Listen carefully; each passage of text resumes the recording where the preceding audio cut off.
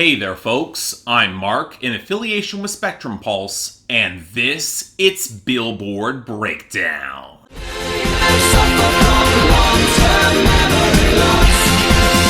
I don't remember. So I'll be honest, when I first created my album bomb rules, there inevitably were going to be projects that just skirted around them. Hasn't been a perfect process, and one that I'll probably revisit for the next Billboard year, just taking the new data I have into account. Now, normally it's been the albums that have a full 6 or 7 songs released, just under my 8-song cutoff, and in those cases, it's normally the full swath of other songs that leads to a lengthy episode. Of course, the other factor comes when the artist is so big that the vast majority of the new entries of the album bomb hit in the top 40. And given that this actually happened this week with Post Malone, yeah, album bomb rules are still in effect, but I'm still going to wind up covering the majority of the project anyway, so mission accomplished for Post Malone, I guess? Anyway, our top 10, where for another week, Truth Hurts by Lizzo held firm at number 1. And this should not be a surprise to anyone. Yeah, she took a huge streaming hit, but so did nearly everyone else, and she's still comfortably on top in sales and the radio. And it's a similar case for Señorita by Shawn Mendes and Camila Cabello at number 2,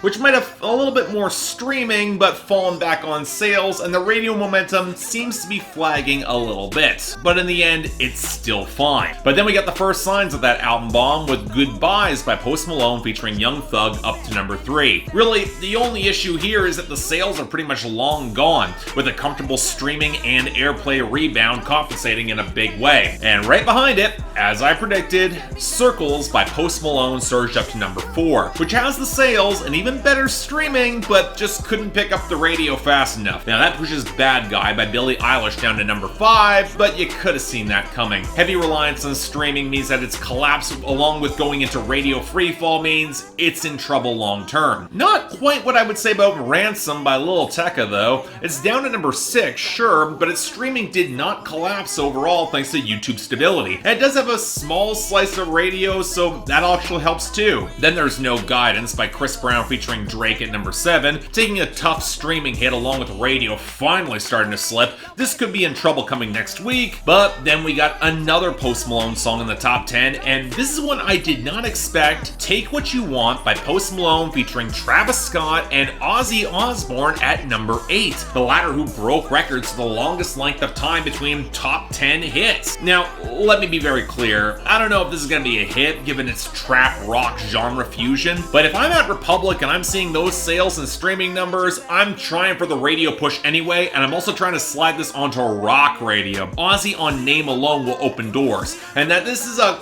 somewhat credible rock song will probably do it even better. But that's not the only new entry to the top 10, as for some ungodly reason, by that I mean stupid amounts of sales and radio, Someone You Love by Louis Capaldi is at number 9. Unfortunately, it'll probably wind up sticking around as adult alternative radio needs some sort of schlock to fill airtime, but I'm praying for a collapse sooner rather than later. And finally, riding the album bomb, we got Sunflower by Post Malone and Sway Lee back at number 10. Even as it is still fading across the radio, it'll probably be out of the top 10 again next week. But on that note, our losers and dropouts. And here's the funny thing, because as I predicted last week, the album bomb knocked a fair few songs back, but didn't really wipe out a lot of major hits. Previous albums bombs the past month that kind of took handle of that. Yeah, it finally took out 7 Rings by Ariana Grande, and then Whiskey Glasses by Morgan Wallen, God's Country by Blake Shelton, and Me by Taylor Swift featuring Brendan Urie. But the only songs you can argue it really crippled was Shot of Flow by Annalie Chapa, and Call You Mine by the Chainsmokers featuring BB Rexa. And I can't really complain about losing either of those. But now for our losers proper. My god folks, it's nearly a third of the Hot 100, so I'm just gonna rattle through them in reverse order. Pray for the editing nightmare this will be. So starting from the bottom, Doin' Time by Lana Del Rey collapsing off the debut to 100. Go Loco by YG, Tyga, and John Z thankfully falling to 98. It's You by Ali Gotti sliding to 97. The Man by Taylor Swift continuing down to 96. Baguettes in the Face by Mustard featuring Nah, Playboy Cardi, and A Boogie with the Hoodie losing all those gains to 95, as did Right Back by Khalid at 93.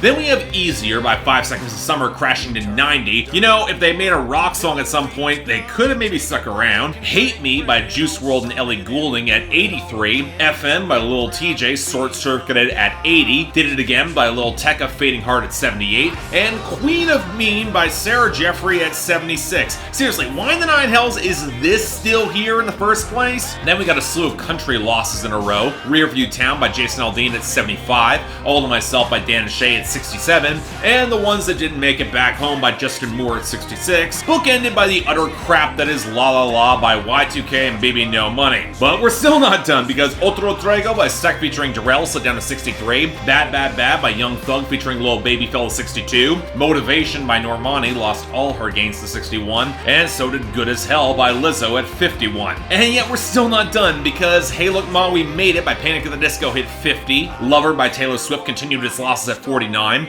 Only Human by the Jonas Brothers slid down to 47. Cash Shit by Megan Thee Stallion featuring DaBaby hit 46. And Speechless by Nan and Shay finally took a hit to 45. And then now we're in the home stretch, because Beer Never Broke My Heart by Luke Combs went to 44, Pop Out by Polo G featuring Lil TJ fell to 41, Without Me by Halsey finally took a serious hit to 40, The London by Young Thug featuring J. Cole and Travis Scott slid down to 36, Dancing with a Stranger by Sam Smith and Normani dipped down to 35, The Get Up by Blanco Brown stumbled at 31, If I Can't Have You by Shawn Mendes fell down to 27, and You Need to Calm Down by Taylor Swift settled in at 24. And here's the thing. There were actually some gains and returning entries this week too. Not many of them. The only gains were Wow by Post Malone getting a rebound to 17, and Panini by Lil Nas X riding to 14 on that big video. But I'm more shocked by the returns. Yes, Every Little Thing by Russell Dickerson is back at 91, and Playing Games by Summer Walker's back at 99, and I'm not happy about either of those. But Luke Combs is only now pushing, even though I'm leaving, back at 92? You couldn't have started this push a month ago so you could have it as a lock on the year-end list, dude? Come on! I mean, I'm not complaining about the song being back, which is excellent and deserves the attention, but the execution here just drives me crazy. But also, since the album bomb rules are in effect, here's the surprisingly small number of Post Malone songs that actually broke through. Internet at 58, and I Know at 53. But anyway, I don't have a lot of time to complain here, so let's get to our healthy list of new arrivals. Starting off with number 87, 223s by YNW Melly and Glock 9. Now in me you see I'm hot, I'm 500 degrees. Okay, wait a minute. I thought that YNW Melly was in jail for the long term. How is it that we now have another song from out of nowhere? Well, okay, follow me on this. The other artist, Glock 9, had a featuring credit from YNW Melly on his project that dropped in December of 2018, so he shifted the featuring credit to a co-headline in order to attract more attention, and thus we've got this. Also some stuff on TikTok as well, because of course there was. And honestly, I see where this didn't catch a lot of attention last time, because outside of YNW Melly's slurred hook with a melody that does sound weirdly familiar, there's not a lot to praise. The rickety strums are buried beneath your standard trap knock that's pretty heavy, the writing is bog standard gunplay, and Glock 9 adds nothing remotely interesting or distinctive to his verse, which makes the transparent play to ride off YNW Melly's coattails all the more annoying. Yeah, I'm not with this. Next, number 82, Homecoming Queen by Kelsea Ballerini. Even the homecoming queen cries. So it looks like we're heading into Kelsea Ballerini's third pop country project, and while I've seen a definite improvement with project over project with some usually strong singles, I wasn't really sure how her sound was going to evolve given the rather uncertain state that mainstream country is in right now. And thus with this as her next lead-off single, wow, once again, I'm actually pretty impressed. Not only is Kelsea Ballerini leading into the warmer acoustic tones while letting the beat mostly serve as a deeper foundation on the sweeping mix, not quite emphasizing if it's synthetic one way or another, or that's probably a good thing, but also placing more of a focus on the writing, where she's asking that homecoming queen where and when the vulnerability might actually come through, especially when nobody really shows her much sympathy one way or the other. Honestly, the song is kind of bleak in how it highlights how much the world will not end or even really care if this homecoming queen lets her guard down instead of holding on to an unnecessary composure or a family who demands a certain image. Because there's always been a certain darkness just beneath a lot of Kelsea Ballerini's writing, And right here, it's subtle, but it's a great way of letting it come through. Now, granted, I do think the song is a little slow and maybe even underwritten to hit as hard as it really could. A bridge could have really driven this home. Even if I get the shorter structure, will probably work better on streaming. I can't hope it'll be a hit. But yeah, this is really damn good all the same. Again, a lot of folks have not given her the justifiable credit in the mainstream, so check this out. Number 68, Self-Control by YoungBoy Never Broke Again.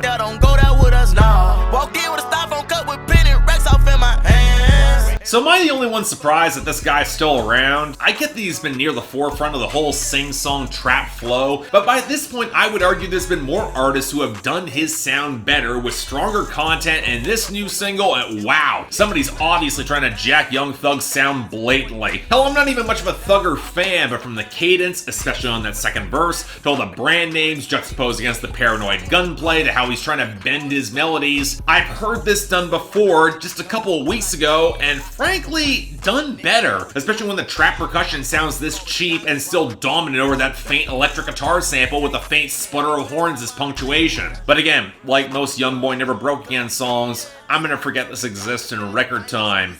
In other words, next. Number 60, Shameless by Camila Cabello. So before we get into Post Malone proper, there are two new songs that Camila Cabello dropped simultaneously and with full videos to try and drive interest in whatever the hell is coming next from her. With this being one widely understood as the one the label intended for the big push, but also the one the public didn't really seem to like all that much, and it's kind of easy to see why. It's clear with the success of Billie Eilish that Epic and Psycho want to see if they can tap into that darker pop market. And yet, just like with Nightmare from Halsey, I can't help but see this as a real misstep. Of course, the problem is that Camila Cabello is a significantly weaker singer than both of them, so even if they've got Watt's guitar trying to add some simmering darkness and then they swamp out the post-chorus and a lot of smoky reverb, how very Post Malone and Travis Scott of her, it seems like such an obvious appropriation of tones to try and get something working on the cheap, which you can tell from the writing that feels so goddamn basic. I mean, you want him to be shameless with you, but why does this feel so calculated and lacking any sort of real edge? If Ariana Grande got comments 3 years ago with Dangerous Woman that it was unconvincing, yeah, take a look at this, it's far worse. And here's the most exasperating part. It's just more boring than outright bad. No surprise already people have moved on. Next, number 56, Liar by Camila Cabello.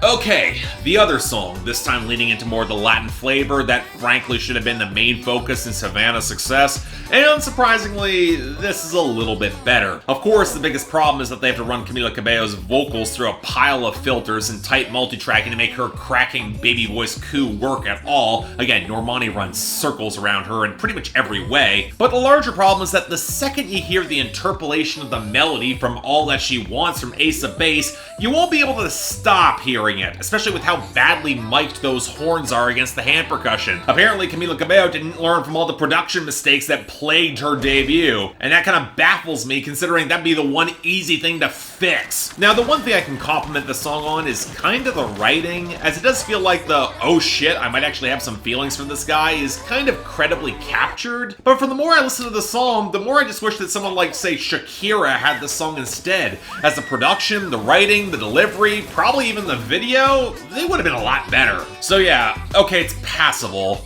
but only barely. Number 53, I Know by Post Malone.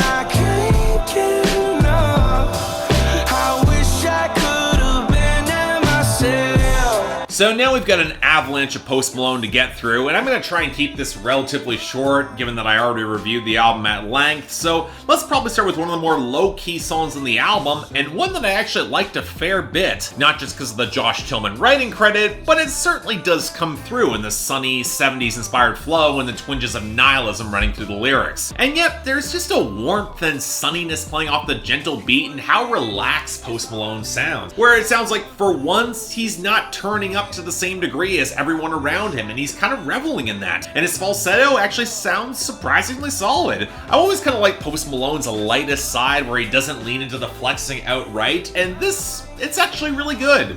I like this, check it out. Number 37, Allergic by Post Malone.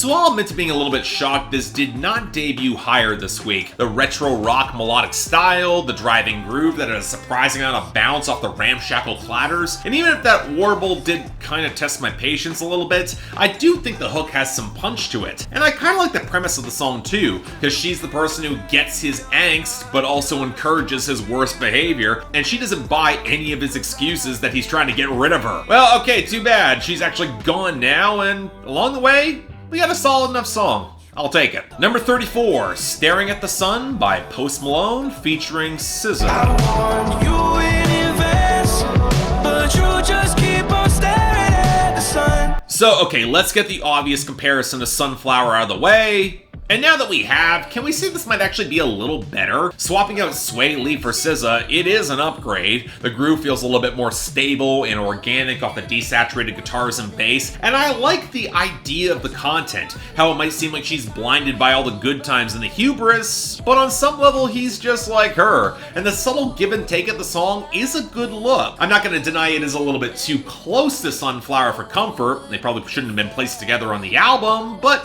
this is a better version, at least to me. Number 33, I'm Gonna Be by Post Malone. Can you feel it? Can you feel it? Do you ever have those songs where upon immediate listen, even if you don't quite love it, you just know it'll just go off live? Yeah, this is one for sure. The flexing does feel a little basic, and it's hard to avoid the feeling that it's all so disposable with the spare desaturated guitar loops and Post Malone flexing about his $1,000 Crocs, for God's sakes. But the thing is that he knows he's not here for a long time, just a good time. And the fact that he's leaning in to capture that raw emotion, if only just for a second, it's surprisingly infectious, especially as he knows that he's really all in on this. It adds some of that desperation. And really, I can appreciate that. Perhaps not really a great song, but it'll grow on you. Number 29, 1,000 Bad Days by Post Malone. You try to burn my house down, but what's another house to me? And now talk about a song that grew on me a lot more than I expected, and one I was not prepared to like at all. And yet, like with the last song, it's a track that embraces the disposability of everything off the gentle clinking bounces and the desaturated melody, and more importantly, for as much as Post Malone really is being a total dick here, he knows he's just as culpable in the situation for enabling this girl's entitlement, and his bemusement at the whole experience lowers the stakes to rock bottom. After all, at this point, he's not losing all that much anyway, not that what it matters, where as much as he's warbling that she's making his life hell, it's not really that bad. And coupled with the intensity that plays into the melodrama on the bridge and a really solid groove, yeah, I dig this a lot. But on the other hand, number 22, On the Road by Post Malone featuring Meek Mill and Lil Baby. Oh, nah, I never. Always keep one up on them 'cause I'm too clever. I will never ever sell my soul, nah, I never. Okay, so you saw how much I was more forgiving to Post Malone's flexing on the last song? Yeah, not so much here. Post Malone bragging about his plaques while he's taking a shit is far from an appealing image, especially when juxtaposed with the hard road life he's complaining about, even though he signed up for it. But the real problem here comes in the guest verses, cause sure, Post Malone's hook is okay, but Meek Mill's verse feels incredibly clumsy and offbeat in comparison with this production, and the content doesn't really match the sourness that Post Malone's trying to push. Also, Lil Baby's here, and adds nothing. So yeah, for me, worst song on the album. Next, number 20, Die For Me by Post Malone featuring Future and Halsey. Feeling you've been lying to me. We were on the low, but you were getting high with me. And this is another case of the guest star not really clicking as well as they should into Post Malone's sound. Although considering this time it's Future, it's a little bit more surprising, given how his hedonistic nihilism should have been an easy fit, at least until that terrible falsetto comes in. But the larger truth is that Future just isn't selling that rawness in the same way Post Malone can. And to my surprise, Halsey actually pulls this off, who not only shows up to steal the entire song by not only leaning into the melodramatic toxicity of the entire track, but then flexing by stealing all the girls on her ex's phone. Not gonna lie, even with that, this is a dark, bitter sort of song, but with the stormy trap rumble and the creeping guitar in the back, it actually manages to stick the landing and turns out okay enough. Unlike, say, number 18, Saint-Tropez by Post Malone. I've been waiting for a long time. One of the other duds on the album, and featuring a lot of the side of Post Malone, I just don't have much patience for. The damn warbling, the cheap sounding trap percussion, the empty flexing that feels way more clumsy than it should. I moneyball like Bradley Pitt, doing what I want since Fetus, and an undercooked distant melody that doesn't really evolve significantly. In other words, I have absolutely no idea why Post Malone made a video for this and seems to be pushing it in some capacity, because it really is not good. Next, number 16, Enemies by Post Malone featuring DaBaby. Used to keep them close, now they dead to me. Used to have friends, now I got enemies. So am I the only one who feels like this song is such an obvious label concession for Post Malone? Yeah, as predicted, this was a huge boost for DaBaby coming off losses last week, but even on the album, it feels really undercooked and not really fitting the production style of the project as a whole, given the brittle percussion and the rather inconsistent atmosphere, and that's even within the track. And while Magnanimous is a mood that Post Malone can make work for him, this just feels undercooked lyrically and falls just short of being a more money, more problems song, which has been done to death, and even a few witty references from DaBaby can't quite save it. I mean, I'm not saying it's bad, but for one of the big name collaborations, it sure feels forgettable, and that's a problem. Number 15, Hollywood's Bleeding by Post Malone.